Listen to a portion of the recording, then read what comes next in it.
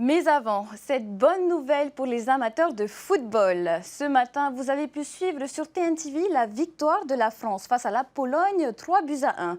Les Bleus se qualifient ainsi pour les quarts de finale.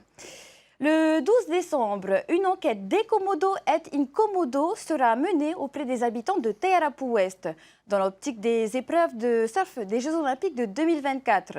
Une étude d'impact a été publiée cette semaine. Elle présente les différents travaux et aménagements nécessaires à l'accueil de ces épreuves.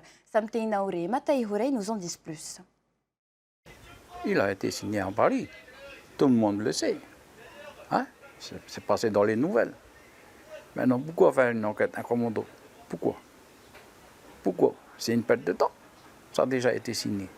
Romain parle du projet de village olympique pour les Jeux de Paris 2024. Dans un peu plus d'une semaine, il devra, comme la majorité des habitants de Taiarapu Ouest, répondre à une enquête préalable sur les aménagements du futur site olympique de la Presqu'île. Il devrait être érigé sur 7 parcelles de 2 hectares appelées Domaine Rose. Les récentes consultations des habitants de Taiarapu ont révélé plusieurs sujets de discorde, comme les voies d'accès au Domaine Rose.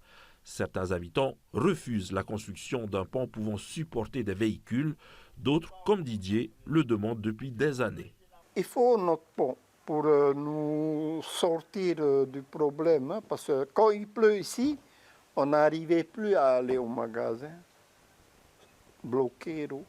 Et là, avec le pont? Ah, il n'y a pas de problème. On est à l'aise après.